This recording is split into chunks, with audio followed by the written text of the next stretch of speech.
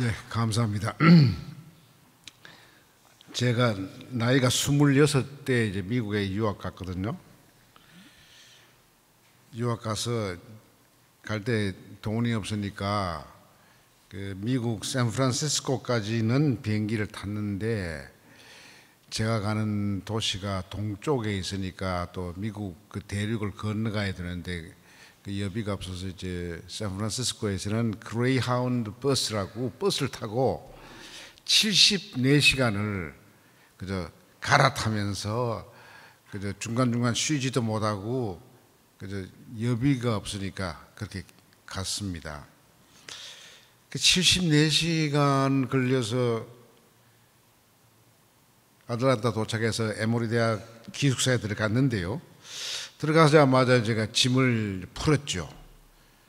그 짐을 푸니까 아버지 어머님의 사랑도 생각나고 그 다 싼 것을 다 하나씩 푸는데 그 짐에서 흰 봉투가 하나 나왔는데 그건 서울서 못 보던 거였어요.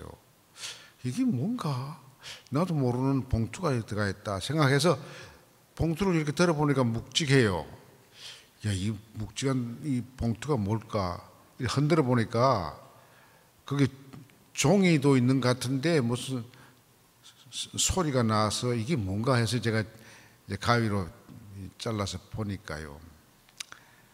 그 종이에 흰 종이에 흙 한 줌이 있더라고요. 그 흙 한 줌이 이게 무슨 뜻인가 하고 이제 보니까 그 흙을 싼 그 종이에 아버님의 글씨가 있어요.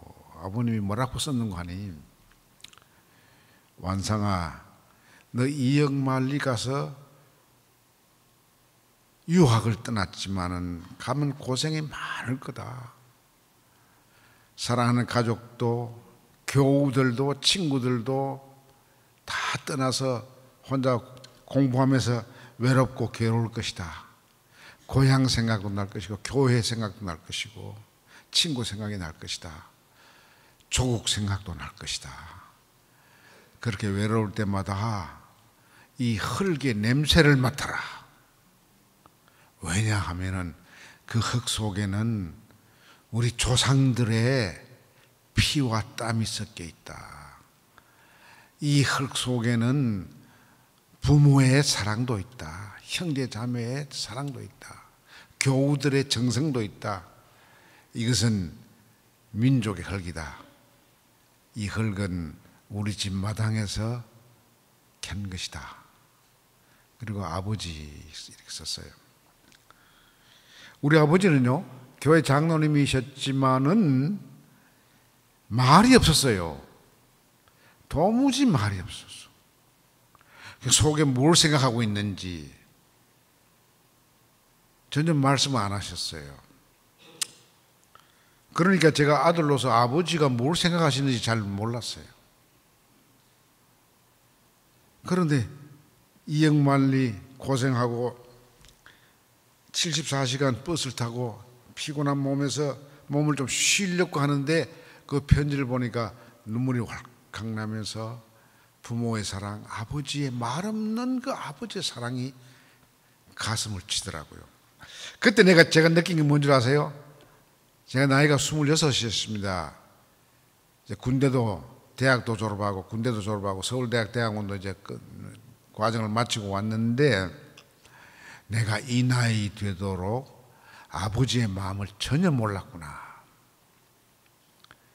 아들인데 아버지의 마음을 26살까지 살면서 전혀 몰랐구나. 내가 불효자식이구나 하는 걸 느끼면서 동시에 제가 오늘 여러분에게 던지고 싶은 질문이 우리가 예수를 믿고 따른다는데 우리가 예수의 마음을 압니까? 그래서 오늘 저는 여러분을 교회의 영적 선배로서 영적 투어를 여행을 하는데 예수님의 마음을 이해하기 위해서 먼저 베데스다 연못으로 여러분을 모시고 갑니다. 그리고 두 번째로는 12년 동안 온갖 고생하면서 혈루증 걸려서 애를 먹고 고생했던 한 여인의 그 나음의 현장으로 여러분을 제가 모시고 가려고 그래요. 그래서 이 두 놀라운 치유와 평화의 사건을 여러분에게 보여드리고 거기서 우리가 배울 게 뭔가, 예수를 따르는데 우리가 반드시 알아야 할 것이 무엇인가. 핵심은 예수의 마음을 우리가 깨닫는 것이죠. 그래서 오늘 영적인 여행에 여러분을 제가 모시고 가려고 합니다. 먼저 베데스다 연못으로 가기 전에 먼저 서론적인 말씀을 드려야겠어요. 예수님의 하나님 나라 복음은, 그 복음 운동은 그 치유에서 분명히 드러납니다. 예수님은 추상적인 강론, 철학자의 강론, 정치학적인 논설 이런 거 하신 분이 아니에요. 하나님 나라는 어디서 우리가 뜨겁게 느낄 수 있는 거 하니, 강론이나 강의나 설교에서 느낄 수도 있지만은 정말 느낄 수 있는 그 감동의 현장은 이 중병에 걸린 사람이 병을 낫는 그 순간입니다. 그래서 예수님의 공적 활동, 사적 활동 말고 공공적인, 어저께 제가 말씀드린 공공적이고 감동적이고 변혁적인 사건들은 주로 치유 활동하고 연관이 됩니다. 그런데 예수님이 그 3년 동안 공생애를, 공적 선교 활동을 하시면서 가장 많이 하신 것이 치유의 사건입니다. 병을 고치신 사건입니다. 그런데 예수님이 고치신 이 병은, 저도 서울서 오기 전에 한 일주일간 감기를 앓았는데 감기 같은 그런 병 고치신 건 없어요. 좀 쉬운 병 고치는 건 없습니다. 성서에 나오는 예수님이 고쳤다 하는 병은 틀림없이 그는 중병이고 또 중환자들의 아픔을 고쳐주셨어요. 그러니까 중병에 걸려서 절망하고 절망해서 죽음의 그늘에서 떨고 있는, 불안에 떨고 있는 사람들, 죽음을 눈앞에 둔 그런 심각한 환자들만을 고쳤습니다. 그 병은 부분적인 병이 아닙니다. 위가 아프다, 다리가 아프다, 어디가 아프다, 몸의 어떤 신체 특정 부위가 아프다, 이게 아니라 그것뿐만 아니라 마음도 아픈 것이죠. 영혼도 아픈 것이죠. 이것을 다르게 말하면은 총체적인 고통의 질병을 앓고 있는 사람들을 낫게 했습니다. 특히 예수님 당시의 사회는 신정정치의 사회였어요. 하나님이 다 다스린다, 왕이 다스리지만 왕도 하나님의 신권을 받고 다스린다고 생각한 신정정치죠. 영어의 theocracy, 그러니까 디모크라시가 아니고 하나님이 직접 다스리는 그런 신정정치 시대였기 때문에 질병은 어떤 사람이 걸리느냐, 가장 중환자는 어떤 사람이냐 하면은 하나님을 분노케 해서 하나님이 병을 줬다, 이렇게 해석한 겁니다. 그러니까 중병 환자들은 몸만 아픈 게 아니라 마음도 아프고, 마음만 아픈 게 아니라 하나님의 저주를 받아서 병이 걸린 것이기 때문에 그런 사회, 신정정치에서 중병 걸린 사람은 그저 육체의 병이 아니라 이 존재 자체가 그야말로 저주받은 그런 아픈, 하나님의 뜻을 배반했기 때문에 하나님으로부터 징벌을 받아서 그런 죄를 얻었다. 예를 들면 이 지역에 한때 손양원 목사님이 치유하시기 위해서 온갖 힘을 다하고 정성을 쏟았던 한센병 환자들, 쉽게 말하면 문둥이죠. 문둥이는 어느 나라든지 그건 천벌이라 그랬습니다. 천형, 하늘이 내린 벌이라고 생각했어요. 그러니까 문둥이의 외로움을 여러분 모르실 겁니다. 한센병 걸리면요, 몸만 이렇게 썩어 문드러지는 게 아니라, 정신적인 영혼만 외로운 게 아니라 천벌을 받았다. 기독교 아닌 사회에서도 한센병 환자는 천벌을 받은 사람으로 그렇게 규정이 되어서 곧 낙인이 찍혔습니다. 그 외로움과 괴로움은 말할 거 없지요. 이런 환자들을 고치신 거예요. 심각한 질병이죠.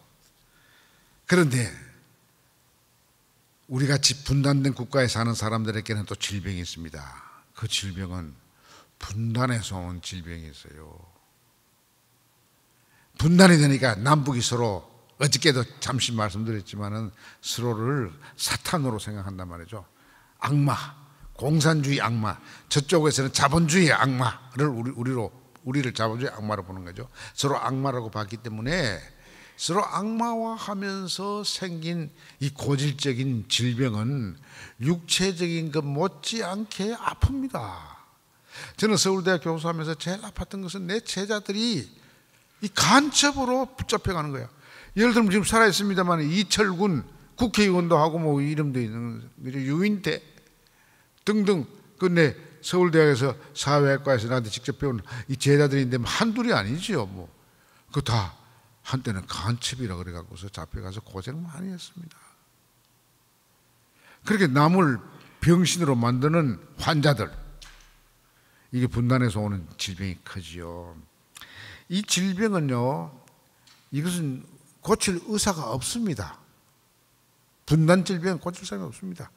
이 순천에 어저께도 말씀드렸지만 이 순천에는 이 질병을 앓고 있는 사람들이 많아요. 지금 여기 계신 분들은 다 젊으신 분들이니까, 여기 계신 분 70 노인도 계시지만은 여러분들은 그래도 젊으신 분이니까 여러분 부모 세대가 말할 수 없는, 지금도 그 한이 맺혀서 말을 다 못하는 사람들, 그 질병이 어디서 생겼는가? 분단이 유지되니까 그 가슴 앓으라 하는 것이죠. 이런 억울한 병을 고치신 분이 예수님의 선교였어요. 우선 제가 이제 여러분을 베데스다 연못으로 모시기 전에 이 분단의 질병을 이야기하니까, 이게 70년 동안 분단이 돼서 서로를 악마다 사탄이다 이렇게 저주하고, 그것도 하나님 이름으로 하고 저쪽은 공산주의 이름으로 하고 서로를 그렇게 악마화하면서 환자도 아니죠, 죽일 놈으로 만들었는데, 이런 불신과 증오가 내면화돼서 가슴속까지 들어가고 법제화돼서 제도화돼서 각종 법으로 이렇게 되어 있는 이런 남북의 현실에서 이 분단의 질병과 아픔을 고칠 수 있을까? 이것이 이제 제가 통일원 부총리를 했으니까 더더구나 그걸 민감하게 느끼는 겁니다. 제가 왜 이모 노인을 보낸 줄 아세요? 제가 1993년 2월 26일 날 부총리, 그때 통일원이었습니다. 그 이제 부총리 임명을 받고 나서 대통령 첫 독대를 했는데 3월 2일 날 제 마음은 불편했어요. 왜 불편했는가 하니, 총리가 있는데 대통령이 부총리부터 먼저 아침에 독대를 하자. 그래서 아침 같이 먹자. 그래서 청와대에 7시에 갔단 말이에요. 가면서 내가 마음이 불편했어요. 이 총리를 제끼고 내가 부총리가 먼저 만나면 또 이거 눈총도 받고 말이죠. 그거 불편하죠. 근데 아침에 이제 둘이 앉아서 겸상을 이렇게 서로 보고 밥을 먹는데, 대통령께서 예수교 장로교 합동 측에 속해 있는 교회 장로님이죠. 기도하시오. 기도하고 밥을 먹었습니다. 근데 무슨 말씀을 하시는 거니? 뭐 요즘 언론을 보면 말이야, 지금 우리 새 정부를 막 비꼬아서 그 앞 정부가 5공화국이니까 1, 2, 3, 4, 5공화국이니까 그 김영삼 정부는 6공화국이 되어야 하는데, 언론을 보면은 비꼬아서 7공화국이 되어야 하는데 그 앞에 6공화국이니까 6.5공화국이다 이렇게 비꼰다 이거지. 이거 어떻게 하면 되지? 이거 어떻게 푸는가, 그 지혜를 얻으려고 이제 통일원 장관을 불러신 거죠. 저는 뭐 남북 관계에 대해서 묻는 줄 알고 갔는데 그 이야기 안 하시더라고요. 그래서 제가 그때 참 하나님께서 지혜를 주셔서, 대통령께서 그걸 걱정 안 하셔도 됩니다. 이승만 대통령이 1대, 2대 누구, 3대, 4대 해서 6대가 노태우 대통령이니까 그다음 7대가 되어야 되는데 7로 안 넘어가고 6.5라고 하는 것은 그 민정당으로 들어가서 그쪽에서 나왔기 때문에 이게 반쪽밖에 인정 안 한다 이런 게 비꼬는 것이죠. 그러니까 기분이 나빠서 이걸 어떻게 풀면 좋겠나. 그래서 제가 대통령께서 숫자 떼십시오. 이승만 1대, 2대 누구 뭐 박정희 이거 다 띄고요. 군사 권위주의들이 정부를 1, 2, 3, 4 숫자를 매겼는데 미국에 숫자 있습니까? 아이젠하워가 대통령 되면 아이젠하워 정부, 닉슨이 되면 닉슨 정부, 케네디가 되면 케네디 정부 이렇게 말하지. 떼십시오. 그러면 이름이 뭐고? 그래서 내가 김영삼 정부지요. 그러면 내 이름 붙이면 금방 치다고 안 할까? 아닙니다. 민주국가에서는 숫자가 중요한 게 아니고 대통령이 역사에 책임을 져야 하니까 자기 이름이 붙으면 그 이름 값이라도 해야 될 거라고 생각하니까 그 이제 잘할 거 아닙니까? 그러니까 이름을 붙이는 겁니다. 그러니까 알았어. 그래서 그때부터 숫자가 떨어진 겁니다. 여러분 기억하시죠? 이제 숫자 안 붙잖아요. 그거부터 김대중 대통령이 되니까 그 다음에 이제 7, 8이 아니고 김대중 정부, 노무현 정부 뭐 이렇게 되는 것이죠.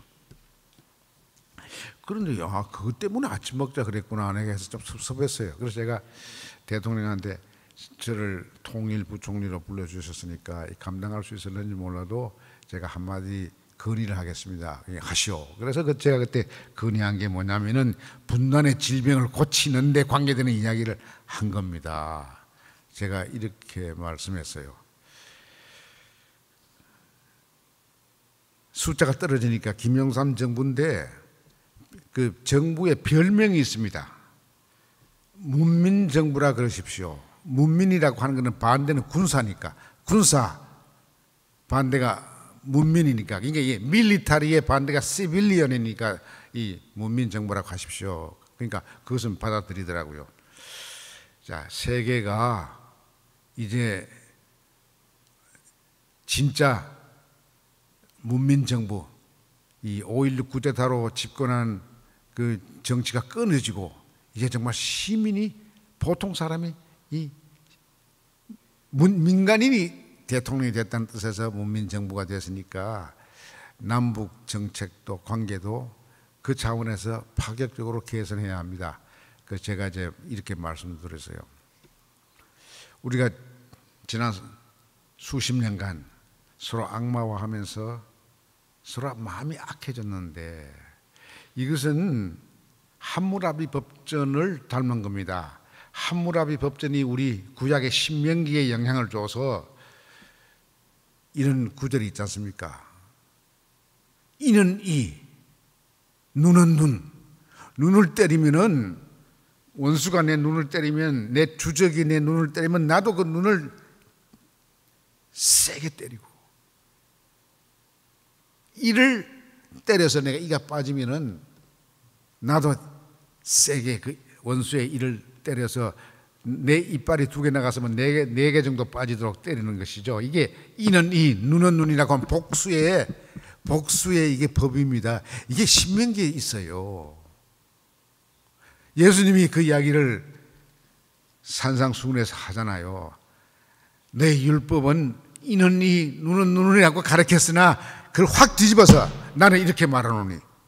예수님은 뒤집기 복음을 늘 하셨어요. 그래서 예수님 말씀은 원수를 사랑하라. 예수님의 말씀은 너무 급진적이었어요. 따라가기 힘듭니다. 예수 따르기 되어 있지만은 여러분이 예수의 마음이 정말 여러분의 마음이 된다면은 그 급진적인 복음의 명령을 따라가기가 참 어렵습니다. 어렵기 때문에 따라가면은 어려운 것만큼 기쁨이 넘친다고요. 세상에 줄 수 없는 기쁨이 오는 것이죠. 그 맛을 보기 전까지는 우리가 예수 따름이라고 말하기 힘들어요. 그런데 제가요, 과연 73년 동안 분단이 되어서 서로 악마화하면서 그런 삐뚤어진 마음 가지고 우리가 살아서 그런 질병이 걸렸는데 이게 나을 수 있을까? 감기 떨어지듯이 할 수 있을까? 그런데 작년 9월 중순에 제가 북한에 갔어요. 대통령과 함께 갔어요. 그래서 그 9월 19일 날 평양선언이 나왔는데 그때 제가 평양에 있었거든요. 그날 감격 하나를 이야기하면서 내가 오늘 여러분 영적 투어 가이드 하는 그 서론으로 말씀을 드리는 겁니다. 9월 19일 날 평양에는 이 우리 대한민국의 그만한 큰 그 경기장 없어요. 그 능라도 경기장이라고 15만 명이 들어가는 경기장이었습니다. 그날 15만 명이 팍 들어찼어요. 그 경기장에서 이제 우리 왔다고 남쪽에서 대통령이야 여러 형제 자매들이 평화의 사절단으로 왔다고 생각했는지 그 뭐 카드 섹션은 북한만큼 잘하는 나라가 없습니다. 카드 섹션에 옛날에 제 카드 섹션 그 전에도 봤는데 그 무슨 이렇게 사람의 얼굴이 나오면요 증오의 모습 같은 게 눈 아래서 이렇게 카드 섹션의 눈 아래서 그게 그 나타날 정도로 카드 섹션이 정교해요. 그건 정말 어느 게 아니라 그저 20세기, 21세기의 그 기적 같은 그 드라마입니다.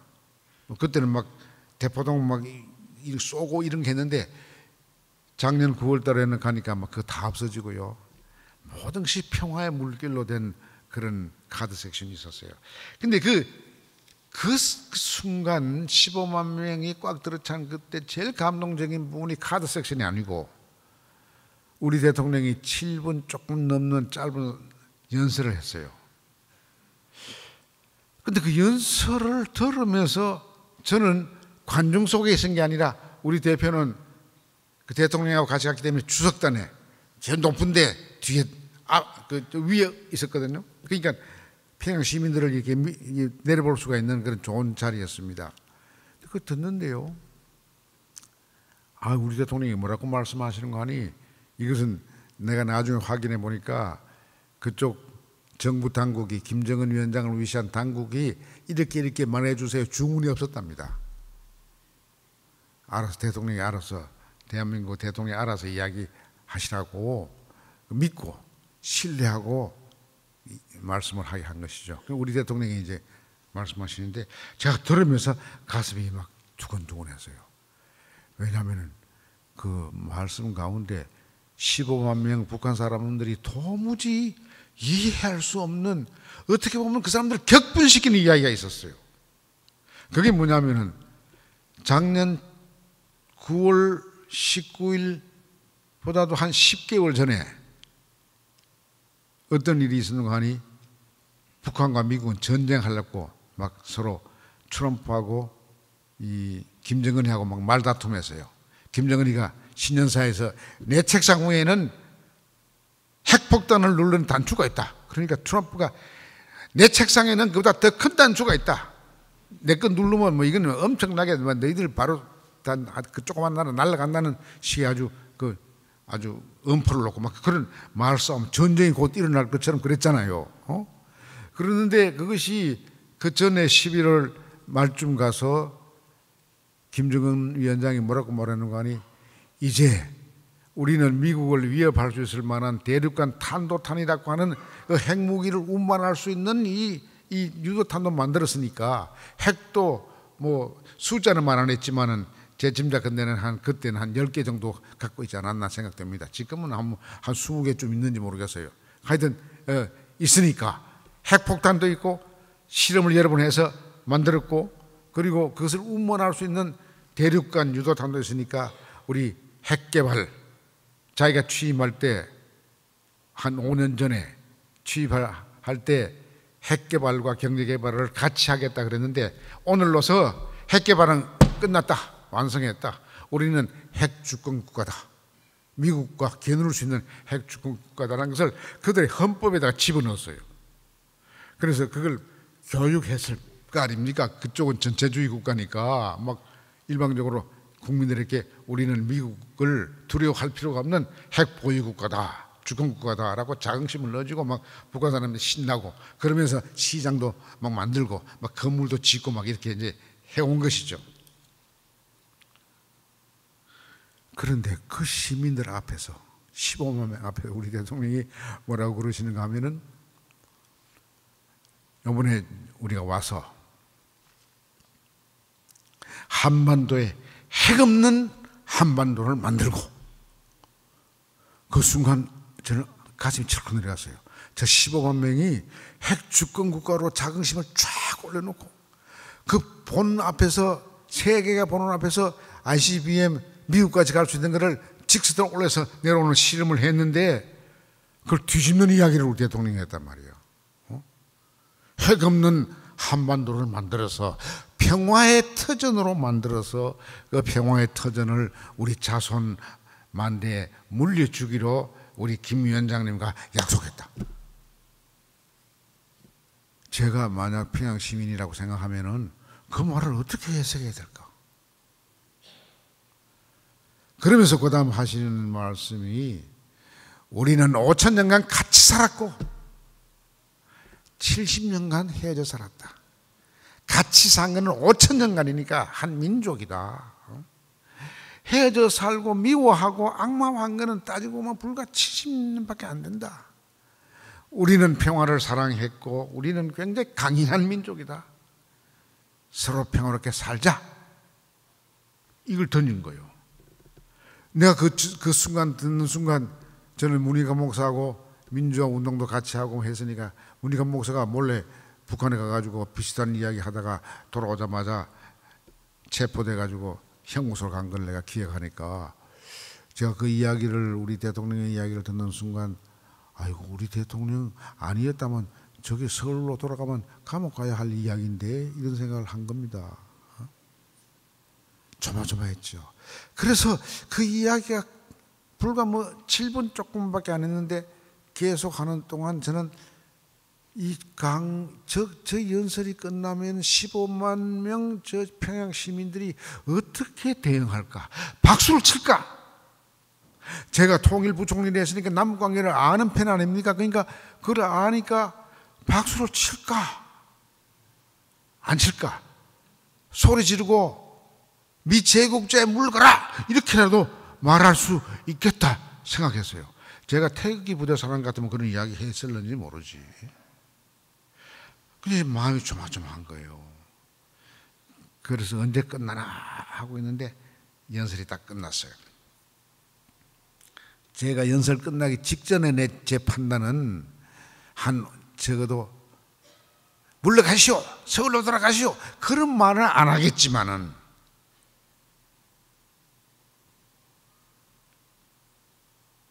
한 5분간, 짧으면 1, 2분간이라도 잔인한 긴 침묵의 증오심을 나타내겠구나. 가만히 있는 것도 그것도 무섭잖아요. 연설을 했는데.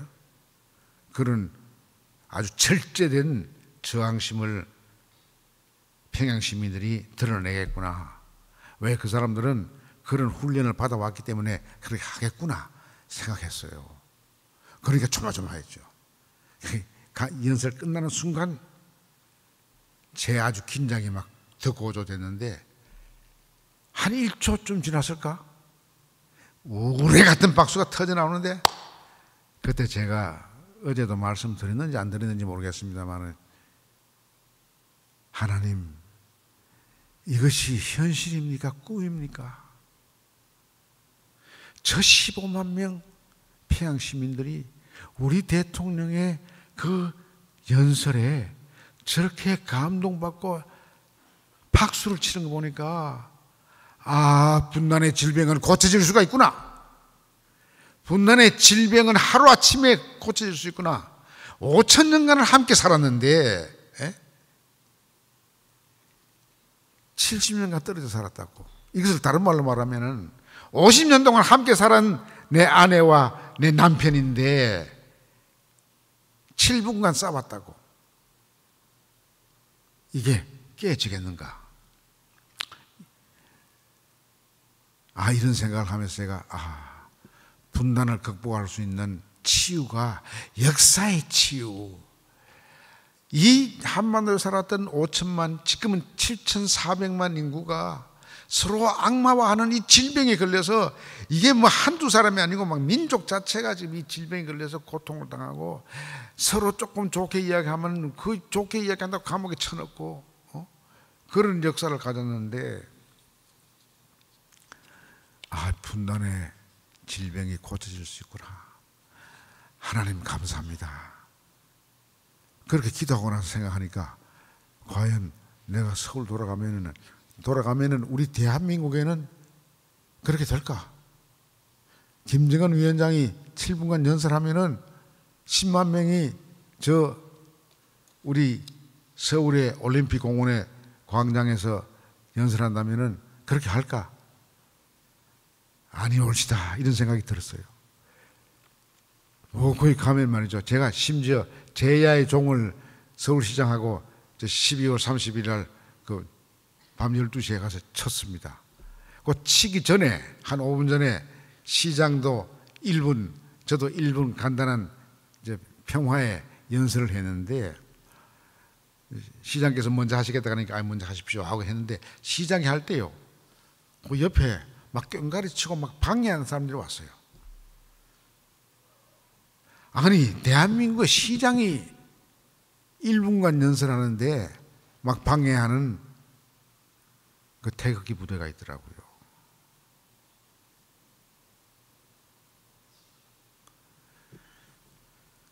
불과 일주일 안 되는 이야기입니다. 그것을 저 보고 악마는 저쪽에서는 쉽게 사라질 수가 있는데 우리의 분단의 질병을 만든 그 바이러스인 악마가 저쪽에서는 사라질 수가 있는데 우리 쪽에서는 쉽지 않겠구나. 우리가 자유국가인데 민주국가인데 다원적인 국가인데 개방체제인데 우리 속에 분단 질병을 일으키는 악마가 더 강고하게 살아있어서 우리를 괴롭히는구나 하는 것을 제가 느끼면서 제가 이 자리에 선 겁니다. 자, 여러분 왜 우리는 자유국가고 언론의 자유도 있고 다 집회 자유, 결사의 자유도 있는데 왜 우리는 이렇게 이 분단의 질병을 고칠 수 있는 어떤 치유약이 없어요? 그 치유약이 1000만 기독교 신자를 자랑하는데 도대체 1000만 기독교가 4만 개 교회가 있다고 하는데 그 4만 개 교회가 치료약 하나를 제공하지 못하는 대한민국의 기독교, 거기에 예수님이 없어요.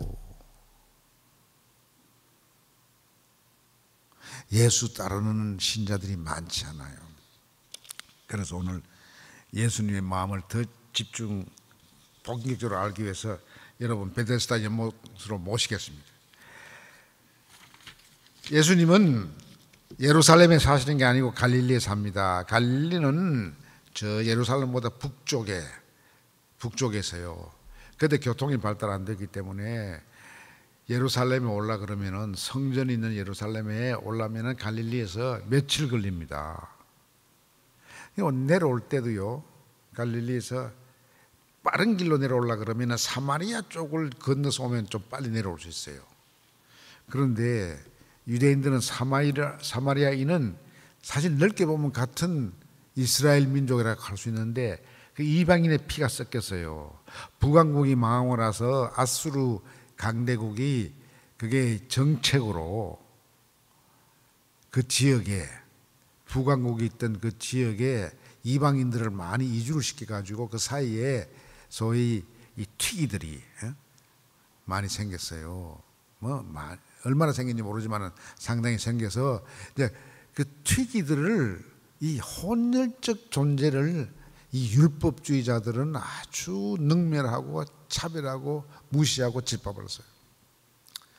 사마리아 사람들은 그렇게 혼혈이 심한 것도 아닌데도 아주 남쪽의 유대인들 예루살렘 중심으로 한 그 남왕국의 유대인들은 사마리아 사람들을 정말 이방인 이 원수보다도 더 고약한 마귀로 생각했어요. 아주 이건 사마리아 사람은 사람을 취급 안 했어요.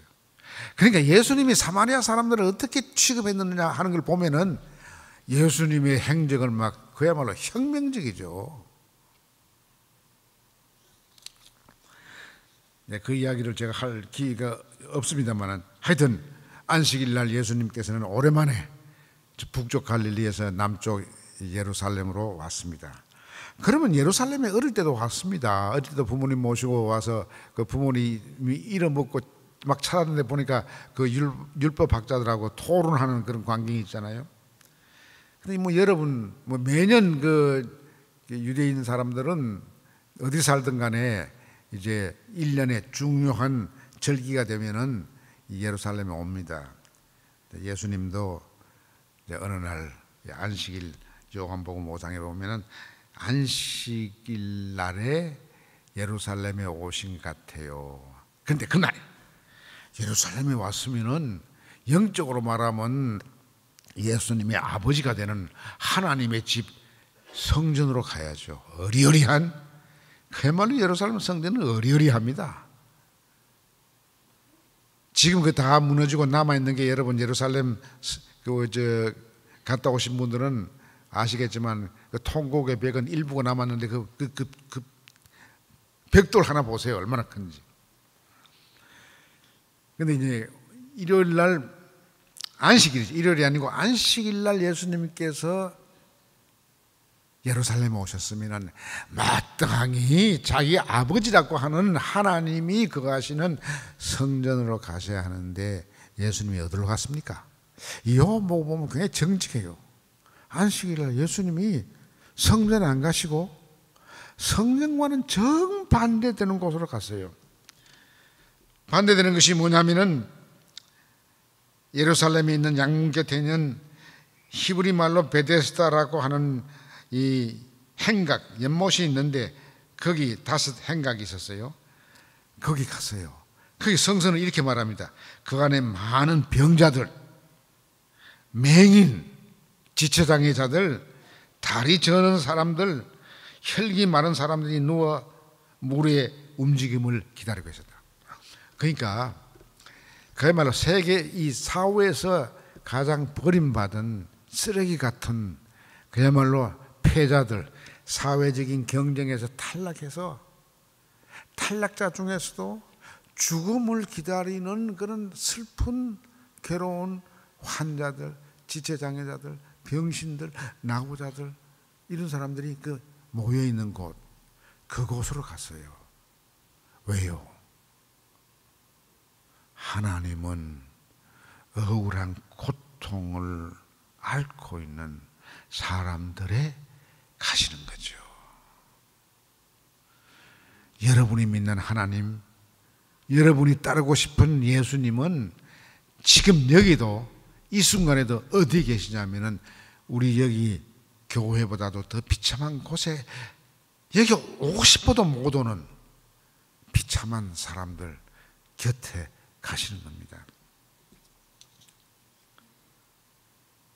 저는 이 이야기를 볼 때요, 예수님 당시 안식일은 거룩한 것 중에 가장 거룩한 날이고 안식일을 다, 이 율법을 다 지켜야 되지만은 그 가운데서도 안식일법은 반드시 지켜야 하는데 하나님의 아들이라고 자처하는 사람, 또 그렇게 알려진 예수님이 안식일날 예루살렘 성전 안 가시고 베데스다 연못가에 중병 환자들, 낙오자들 곁으로 갔다. 이게요, 원래 19년 아닙니까? 우리에게 뭘 의미합니까? 저도 늘 이런 생각합니다. 저도 교회 장로지요. 그렇지만은 주일 되면은 내 그런 질문이 늘 속에서 우러나옵니다. 오늘 예수님이 서울에 오시면 어디 가실까? 과연 50만 명이 모이는 그 큰 교회 갈까? 어리어리하게 강남에 법원을 내려다보는 그 큰 곳에다가 화려한 곳에 어마어마한 교회를 최근에 지어서 무리를 빚고 있는 그런 교회 가실까?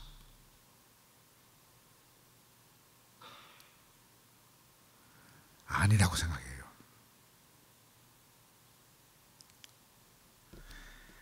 예수님은 당당하게 거기 소망과 빛을 다 잃어버리고 죽음을 기다리는, 그야말로 세상에서 가장 초라하고 비참하고 희망이 없는 중환자들이 모여있는 그곳으로 갔어요.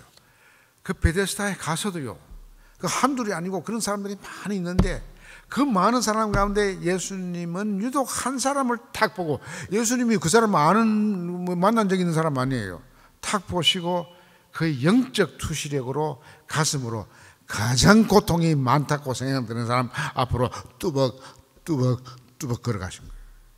누굽니까? 38년 동안 그곳에서 기다리고 있었던 사람이에요. 뭐를 기다렸어요?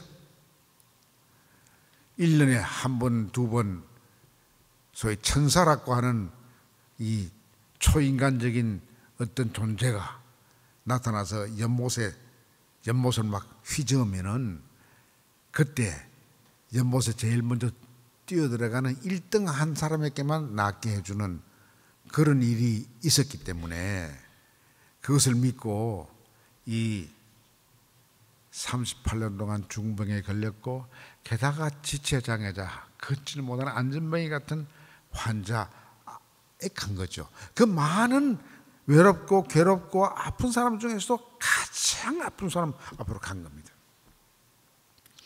보면은 오늘 요한복음 5장 보면은 그 앞으로 가서 예수님이 이렇게 물으셨어요. 38년쯤 되면 포기하고 집에 가서 그저 내 새끼들하고 내 가족들하고 같이 죽겠다라고 돌아갈 수 있는데, 아마 돌아갈 집도 없었겠죠. 왜? 가족이 막 이미 쫓아내설는지 모르죠.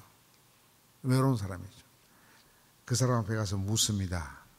과연 이 사람이 아직도 낳고자 하는 희망과, 그리고 그 희망을 성취해 줄 어떤 분을 기다리고 있는지를 확인하기 위해서 물었습니다. 낳기를 원하십니까? 형제님. 그때 이 환자는 보면, 중환자는 보면 친구도 없어요. 그 처음부터 중환자들이 이 천사가 물을 움직일 때 이게 중환자라도 걷지를 못하는 안전병이니까 뭐 1등을 할 수가 없죠. 그리고 한 5번째쯤 가서 보면 이미 물은 끝났어요. 치유의 능력을 안 보여주는 상태로 돌아갔죠. 그러니까 이분이 그렇게 이야기하는 거야. 누군지 모르지만은 예수님에게 이렇게 말합니다. 내 고통은 심합니다.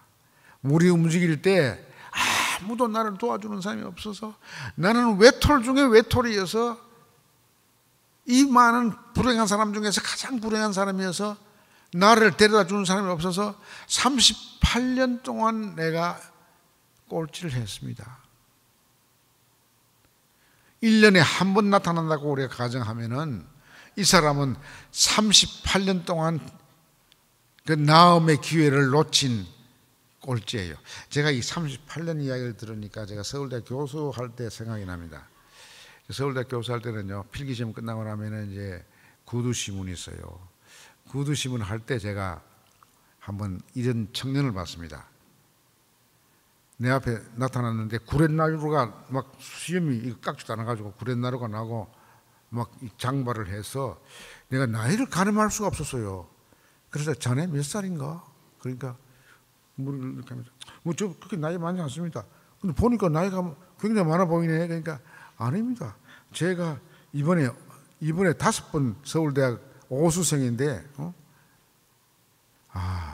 4번 떨어져서 5번째 온 오수생. 그래서 내가 마음이 측은하고 내가 죄를 짓는 것 같아서, 서울대학이 뭐길래 저 젊은 아이가 지금 결국 23살, 4살밖에 안 된 젊은이가 내복에 40 중반쯤 돼 보이는데 늙은이로 만드는가? 이게 서울대학이 뭐길래 이렇게 젊음을 빼앗아가는 이런 짓을 하는가 하는 그런 의구심이 생기고, 그 일을 내가 그렇게 넓게 하는 일을 내가 서울대 교수로 한다는 자책감이 들어서 그래서 어떤 괴로움이 있었어? 그러니까 아유 선생님 처음에 떨어지니까요 뭐 부모 형제 친구들이 야 병가지 한 번 떨어지는 거는 병가지 상사다 그리고 막 용기를 주고 해서 뭐 재수할 때는 신났대요. 뭐 재수는 했는데 재수 떨어지고 나니까 그 다음부터는 뭐 병가지 상사다 이런 이야기도 안 하고 뭐 2번 정도는 뭐 또 기죽지 말고 해봐 그 정도 친한 친구는 이야기해주고 격려해주는데 뭐 집안에서도 보니까 분위기가 좀 쌀쌀하고 그래도 제가 참고 재수를 했는데 재수 떨어지고 삼수할 때 재수 떨어지고 나니까 정말 재수가 없다 그래요. 여태 머리 둘 곳도 없고 말이야. 열심히 해서 3번째 떨어졌는데 3번째 또 떨어졌어. 숨고 싶은 본인이 이제 존재가 없었지.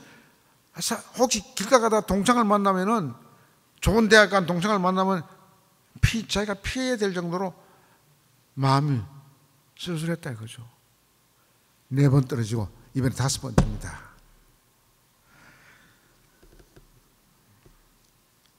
제가 그때 결심을 했습니다. 내가 서울대학 교수 이외의 어떤 교육의 공직을 맡게 된다면은 이거 서울대학이 이 젊은이를 넓게 만드는 절망케 하는 이 일을 그만두게 해야 되겠다. 그래서 사실 제가요 김대중 대통령 때 통일부총리는 김영삼 대통령 때 했고 김대중 대통령 때 교육부 총리를 했는데 교육부 총리 하면서 제가 강의해서 학벌을 탑합시다. 도대체 한 대학 출신이 이 강로의 50%가 되니 학부형들이 눈이 돌아가지고 정말 정신이 나가가지고 내 자식을 성공시키기 위해서는 그저 서울대학 집어넣어야 되겠다 이렇게 생각 안 하겠습니까? 이게 잘못된 겁니다.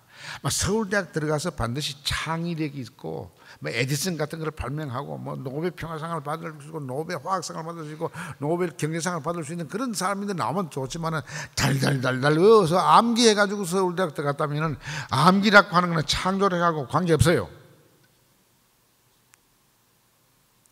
그래서 이제 가기에서 그 이야기를 했는데 그때 가기를 사회하신 분이 대통령이었어요. 그 대통령이 상고밖에 안 나오신 분이니까 제 이야기 하면은 나는 힘을 실어줄 줄 알았어요. 서울대학 출신들 강요들의 눈치를 보시는 것 같아요. 경제 강요들이 일제히 나를 규탄하는 거야. 교육부 총리는 말이야 서울대학 폐지하자는 이야기인데 내가 서울대학 폐지하자는 이야기 아니었어요. 기억력이 나라를 발전시키는 혁신적인 일을 못 해낸다 이런 이야기였죠. 실제로 그렇습니다. 서울대학 입학하려고 그러면 달달달달 외워서 육법전서 다 외울 수 있을 만한 능력이 있어가지고 기억력 갖고 하는데 정말 예수님의 혁명적 운동은 기억력 갖고 하는 거 아니에요. 어린아이 같은 마음으로 어린아이가 무슨 달달달달 외웁니까? 어린아이 같은 순수한 마음으로 그 일을 해야지 어린아이가 하늘 날아가는 것이죠. 머리 굴려서 나물 속에서 출세해서 이 잔머리 걸리는 거 이거 아무 소용없는 겁니다. 그렇다고 해서 서울대학 출신이 나 자신을 포함해서 잔머리 걸린다는 거 아닙니다. 여기 서울대학 출신들이 있으면 그건 오해 안 하시길 바랍니다. 저도 서울대학 나오고요. 서울대학 교수만 했으니까 내가 그 나왔기 때문에 이런 이야기 하는 겁니다. 제가 38년간 낙제한 38수생 이 인생을 걱정하는 거예요. 이 환자가 얼마나 괴롭겠어요. 5번째 시험처럼 그 아이가 저렇게 40대 중반 50까지 되어 보이는 늙은이로 쪼그라들게 만들었던 우리 사회에서 지금 다시 2000년 전에 이 연못가에서 고생하던 이 환자를 생각하면은 예수님이 그 꿰뚫어 본 거죠. 38수생의 아픔을 아신 거죠. 예수님이 그 38수생의 고백 가운데 여기 각주도 안 나오고 숨어 있지만 그 뜻이 어떤 것이겠습니까? 예수님을 격분시키는 이야기였어요. 1년에 한두 번 천사는 하나님이 심부름꾼으로 조건으로 쓴다는 뜻입니다. 하늘의 종이라는 뜻인데 천사가 내려와서 물을 움직이게 되면은 거기에 1등으로 뛰어드는 사람만이 낫게 해준다. 그 이야기 들을 때 예수님이 가슴 쳤을 거예요. 하나님이 그런 하나님이 아니란 말이야. 이미 세상에서 낙제를 해서 세상에서 돈이 없어서 이런 데까지 와 있는 저 슬픈 사람을 그 사람들을 또 경쟁을 시키는 거야. 거기서 또 1등 하는 것만을 낫게 해주는 그런 못된 하나님이 돼 있겠어요. 그런 심술꾸러기 하나님이 돼 있겠어요. 그 천사의 이름으로 그런 악독한 종교적인 주술적인 방법을 쓰는 걸 보고 예수님은 이거 아닌데, 내 아바 하나님 그거 아닌데. 그래서 예수님의 처방이 놀랍습니다. 혁명적인 처방을 내리는 거예요. 그 이야기 듣고 아무 이야기 하지 않고 바로 이렇게 세 마디의 치료 행위를 하십니다. 형제여, 일어서시오. 이 사람은 안전병이니까요. 거기다 중병 환자니까 일어설 수가 없죠. 늘 매트레스, 요 같은 걸 깔고 거기서 살았단 말이에요. 그럼 일어서시오. 두 번째 명령이 뭐냐면은 그저 일어서는 게 아니라 당신의 그 병든 약한 몸을 서름당하고 차별당했던 그 고통이 켜켜이 쌓이는 그 존재 자체를 세우면서 그 존재를 뒷받침했던 물적 토대인 그 자리, 요를 손에 들고 일어서시오. 하늘의 카리스마를 가지고 사랑으로 명령하는데 이 38수생 환자는 자기도 모르게 벌떡 일어선 거예요. 일어서고 자기를 38년 동안 이렇게 밑받침 편안하게 이렇게 밑받침해 줬던 이 매트레스를 손에 들고 일어섰어요. 모두가 놀랐죠. 그때 세 번째 예수님의 명령이 형제여 자유롭게 걸어 나가시오. 나갔어요. 일어서시오. 당신의 그 매트레스를 손에 잡으시오. 그게 무슨 뜻입니까? 이 사람은 사람이로되 짐승처럼 누워서 있어야 했어요. 사람이 사람다운 것은 직립할 수 있어야 돼요. 이렇게 서서 하늘을 쳐다볼 수 있어야 돼요. 짐승처럼 누워서 늘 요에 기대고 있었거든요. 일어서시오. 그 요를, 물적 토대를 당신 손에 쥐고 당신이 주인이야. 이게 안식일이 사람의 주인이라고 하는 그 말씀의 실천입니다. 주인이야. 그러면 그 요가 뭔가? 물적 토대니까 돈일 수가 있고 지위일 수가 있고 세상의 어떤 특권일 수가 있어요. 뭐든지 간에 그걸 들고 존재의 기반을 들고 당신이 주인이야. 그리고 내 따라와 이게 아닙니다. 가시오. 자유롭게 가시오. 저는 일어서시오. 자리를 손에 잡으시오. 그리고 걸어가시오. 이 세 가지 말은 2000년 전에 로마 황제가 세계를 지배할 때 나온 그 변방 식민지에서 나온 이 예수님의 말씀인데, 이 말씀을 그 당시 젊은 사람들이 로마 지배하에서 앞으로 출세해서 지도자가 되려고 하는 사람들이 가장 선호했던 세 마디의 말이 있었어요. 여러분 그 잘 모르실 겁니다. 이 나전어의 원어는 베니, 비디, 빅기라는 말인데, 여기 이런 말이 베니라는 것은 왔노라, 보았노라, 세 번째가 뭐죠? 이겼노라. 예, 아시네요. 이 중앙교회 신도들은 상당히 나이가 많으나 젊으나 아시네요. 참, 왔노라, 시저가 군대를 끌고 오기만 하면은 보이는 건 모두 쳐 죽여서 승리하니까 보는 것조차 다 끊고 해서 이겼노라, 승리주의, 왔노라, 보았노라, 이겼노라, 이런 그 자신감, 승리감을 가지고 출세하려고 막 달리고 경쟁한 것이죠. 그 뒤집은 겁니다. 일어서시오, 자리를 소래 드시오, 자유인으로 가시오. 이기시오 없어요 이게. 그런데 한국 교회 장로님들, 권사님들 기도 가운데 제일 많이 나오는 단어 중에 하나가 오늘도 승리하게 하소서. 무슨 승리인지 몰라요. 돈 버는 승리인지 뭔지 모르지만은 그저 승리하게 하소서. 기도하려면 말이죠, 주님 오늘도 내 속에 있는 악이 죽게 해주세요. 좀 지게 해주세요. 내가 짐으로서 남을 이기는 기쁨을 주게 해주세요. 이게 예수다운 기도지. 오늘도 승리하게 해주세요. 내 아들을 고등고시 합격해서 명판사가 되게 해주시오. 지금 판사 중에 제일 꼭대기가, 내가 오늘 뉴스를 보니까 이제 대법원 원장이 법정에 서게 됐더군요.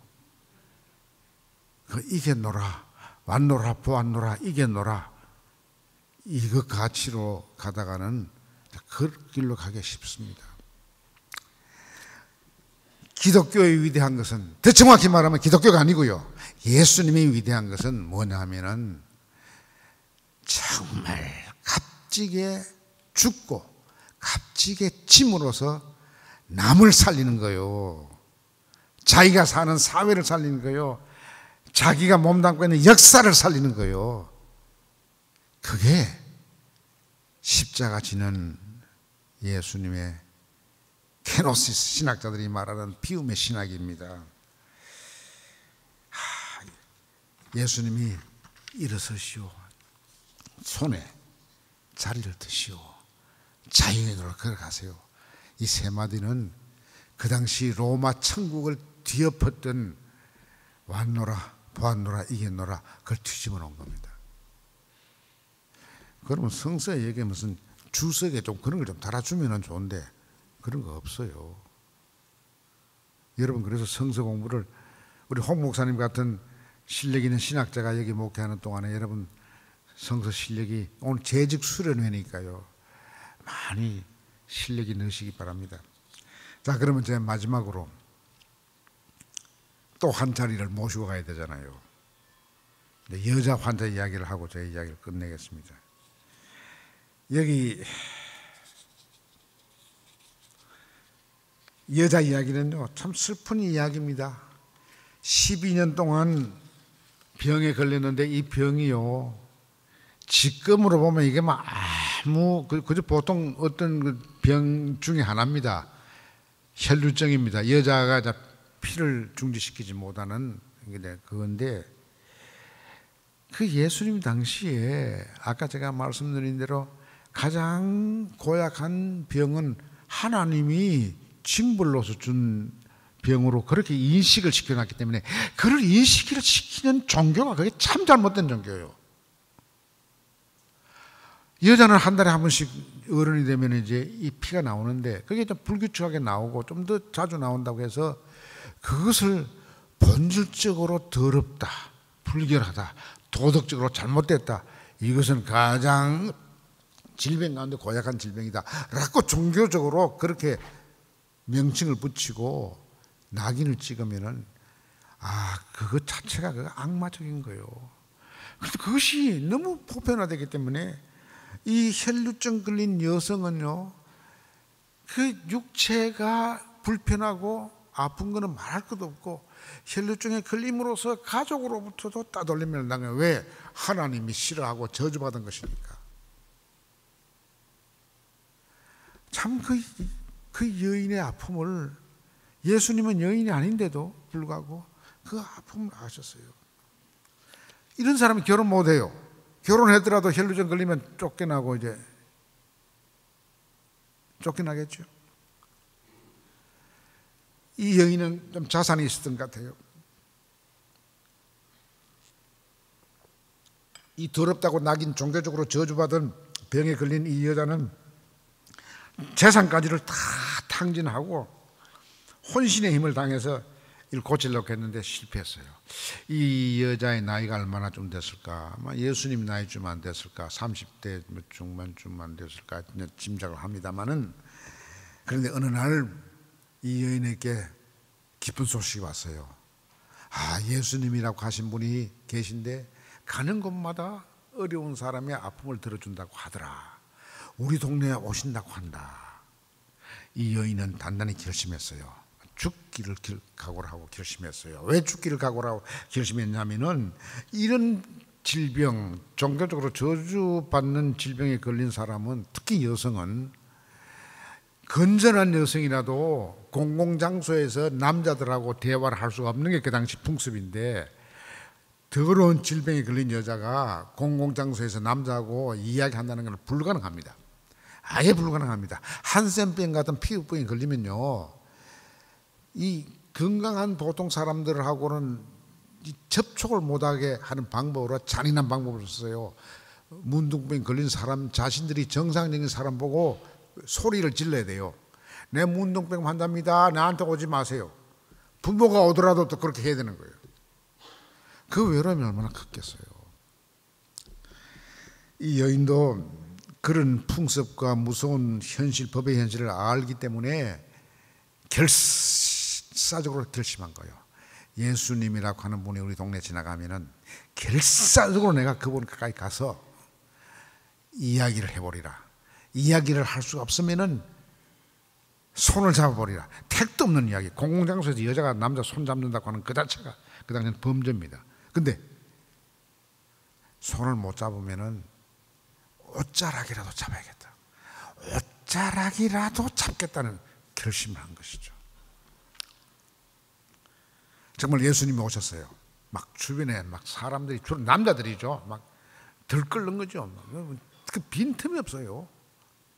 이 여자 환자는 죽기 살기로 결심을 했으니까 독한 마음으로 그 군중 사이에 들어가서 예수님의 옷자락을 결사적으로 만지려고 했어요. 힘들었죠. 막 한가님을 써서 옷자락을 탁 만졌어요. 그만한 신앙, 신념은 내가 저분의 옷자락이라도 만지면 나을 것이다 라고 하는 신앙은 그 당시 예루살렘 성전에서나 지방에 있는 회당에서 그 얻을 수 없는 신앙이에요. 그 신앙을 가지고 만졌습니다.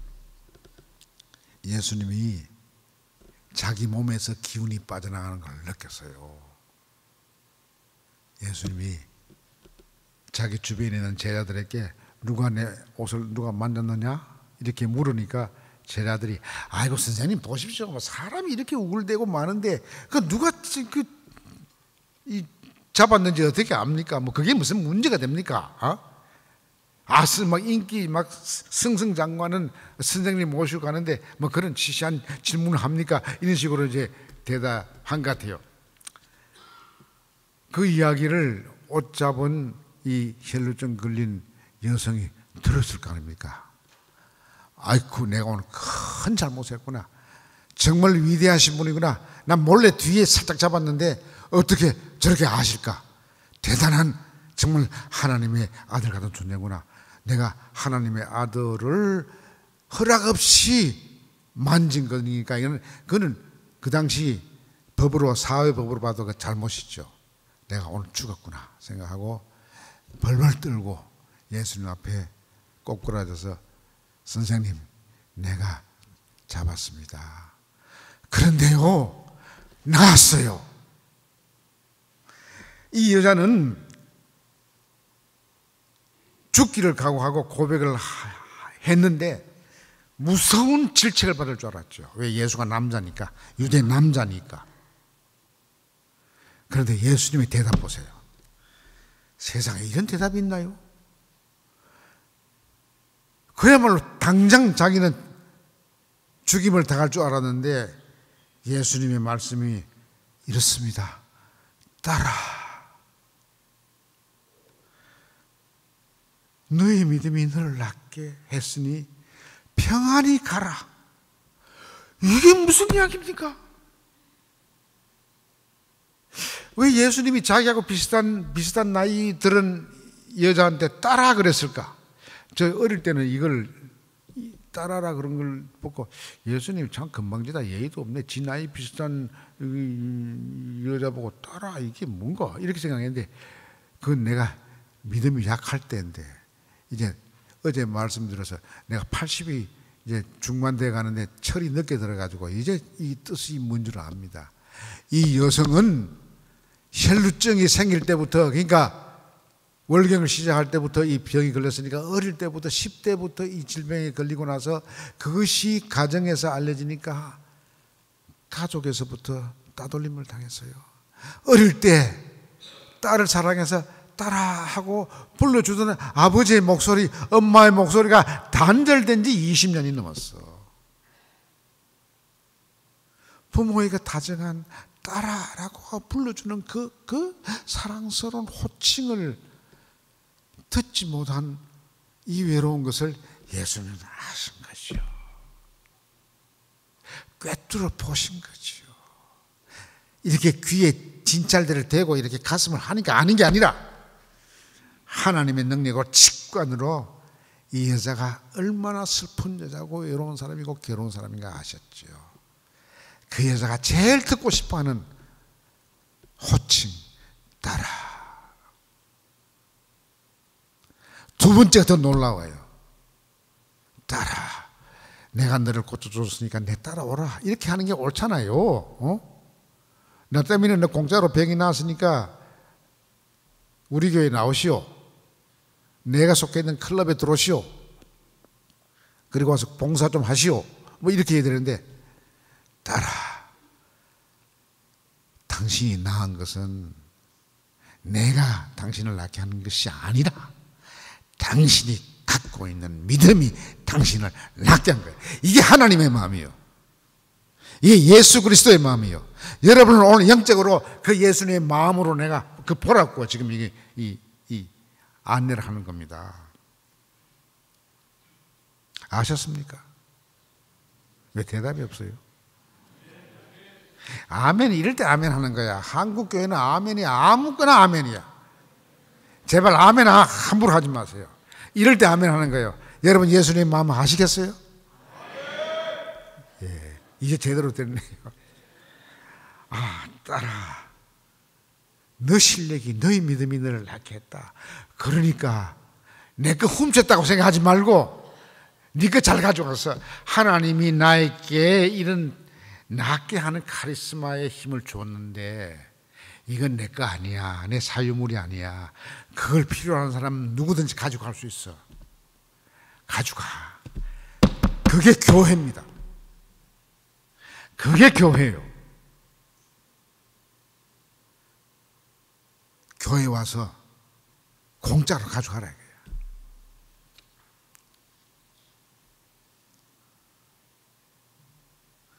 거기에 참 평화가 있습니다. 그게 예수님의 말씀 가운데 진리가 너희를 자유케 한다. 예수님의 사랑의 진리가 이 여인을 자유화, 나은 자유인으로 해방시킨 것이죠. 평화가 뭐냐? 바로 그것이 평화입니다. 나는 여기 38수생을 낳게 해주시고 12년간 재산을 탕진해도 낳지 못해서 따돌림을 당해서 부모님하고도 살지 못하고 외롭게 방황하면서 가슴치며 참 고독 속에 떨고 괴로움 속에서 신음했던 이 혈루증 걸린 여성을 야단치지 아니하시고 너 내 카리스마 잘 가져갔다. 예수님은요 하나님이죠. 하나님은 열린 분이에요. 하나님의 카리스마는 누구든지 가져갈 수 있어야 돼요. 내 몸에 있는 이 카리스마가 유출됐다는 것은 그 사람을 야단치기 위해서 내 힘이 빠져나갔다, 누가 내 옷을 만졌느냐 따지기, 검사가 죄진 사람에게 그 취조하기 위해서 묵은 거 아닙니다. 너 참 잘 가져갔다. 너 참 잘했다. 나는 너를 안 가르쳐도 너 믿음이 너를 낫게 한 거야. 믿음의 주체성입니다. 알량한 기독교의 카리스마를 쓰는 사람들이 그것을 쓰고서 본전 찾으려고 얼마나 많은 걸 요구를 합니까? 그거 잘못된 거예요. 나는 오늘 이 이야기를 마치면서요, 누구를 생각하느냐 하면은 여기에 살았던 손양원 목사님을 생각하는 거예요. 손양원 목사는 이미 그 당시에 신학적으로나 신학적인 훈련도 그 당시로서는 난 앞서 갔다고 생각했는데, 손양원 목사가 어느 신학자보다도 뛰어난 점은 그가 이미 믿고 알고 있던 예수님의 사랑을 따르는 정도가 아니라 실천하고 바로 그걸 살았어요.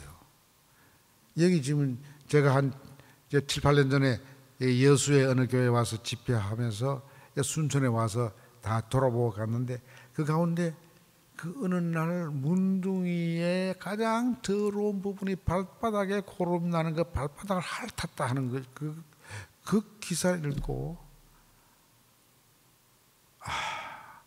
손양원 목사가 예수였구나. 손 예수였구나. 어떻게 그런 분이 이 지역에 있는데 이 지역 사람들이 그분을 잊고 있는 게 아닌가. 이 지역만 잊고 있는 것이 저를 슬프게 한 게 아니라, 저를 슬프게 한 것은 대한민국의 기독교 100년, 지금 120, 30년 역사에서 손양원, 손 예수가 있었는데 그걸 우리가 모르고 있다는 사실. 세계 어느 나라의 이 목회자나 성자 중에 손양원 목사만한 사람이 없습니다. 우리가 성 프란시스코, 성 아시시, 평화의 노래 가사를 지은 아시시를 굉장한 분으로 높이는데요, 그분보다 훨씬 높은 분이 이미 이 고장에 여러분 속에, 여러분 할아버지 때 산 어른이 계세요. 제가 이 3.1 100주년 기념 대통령위원회 위원장으로 있으면서 제가 다시 느끼는 것은 뭐냐면은, 이 김구 선생이 해방 직후에 그 망명 임시정부 주석 대통령으로서 귀국했는데 단독 정부 반대하다가 암살당하고 돌아가셨어요. 김구 선생이 귀국해 보니까 참 일꾼들을 필요했어요. 그런데 아마 백범 김구 선생이 여기 순천 이 근처 사는 이 손양원 목사님을 아셨던 것 같아요. 편지를 썼어요. 백범이 손 목사 좀 올라오시게, 좀 나라를 바로 세워야 되는데 좀 도와주시게. 그때 그 학교는 내가 어느 학교라고 말하지 않습니다만 기독교 미션 수군인데 가장 오래된 장로교가 세운 학교에 그 교장을 시키려고 그 자리 가고 싶어 하죠. 손 목사께서 좀 올라오셔서 좀 나를 도와주시게. 그 편지를 받고 보통 사람 같으면 감동해서 갔을 텐데 거절했어요. 나는 선생님 도와드리고 싶지만은 여기 세상에서 버림받은 가장 아픈 이 한센 환자를 돌보아야 합니다. 나는 그 결정에 진짜 예수구나. 바로 성전에 가지 아니하시고 베데스다 연못으로 바로 가셨던 그 예수님이구나. 자기 허락 안 받고 옷자락 만져서 카리스마가 나갔는데도 야단치시지 않고 너 잘 훔쳤다, 잘 가져갔다, 내가 가르치는 어느 제자보다 너 훌륭한 제자다. 그 옆에 제자들 그 무슨 뜻인지 몰랐어요. 너 진짜 나를 처음 보는데도 네 진짜 내 제자 다 따라.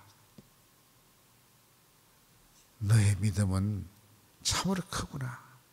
이렇게 칭찬하시는 분이에요. 여러분, 사랑하는 순천 중앙교회 교회 여러분들, 우리 그런 예수 따름이 되고 싶지 않아요?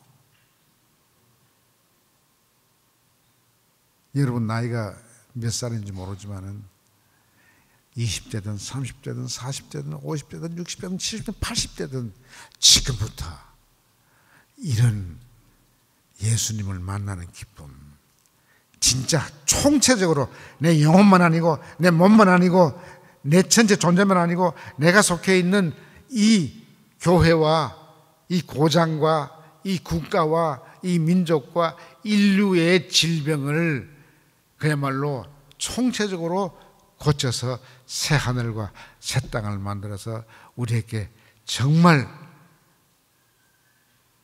하나님의 나라, 하나님의 사랑과 정의와 공의가 큰 강물처럼 흐르는 새 세상, 새 질서를 우리가 세워야 합니다. 우리 세울 수 있습니다. 왜?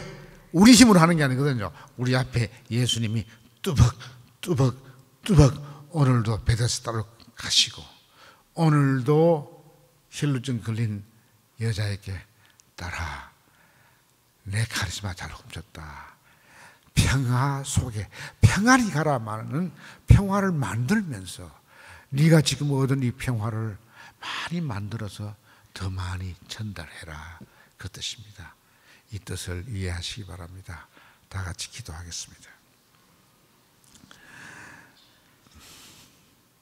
사랑으로 치유하시는 하나님의 아들 예수 그리스도를 오늘 영적으로 만나게 해주심을 감사드립니다.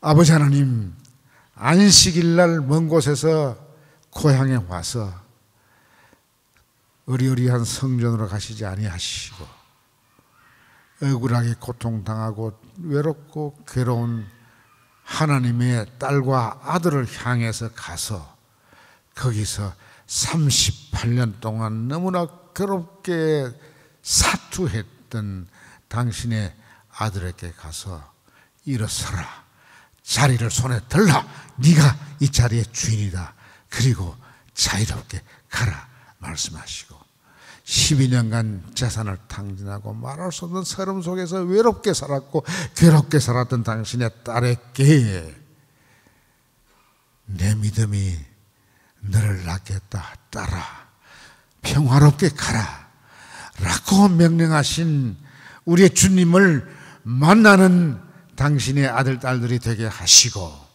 여기 순천중앙교회가 바로 그러한 당신의 아들과 딸들이 모이는 하늘나라가 되게 하소서. 예수 그리스도의 이름으로 간절히 감사하며 기도드리옵나이다.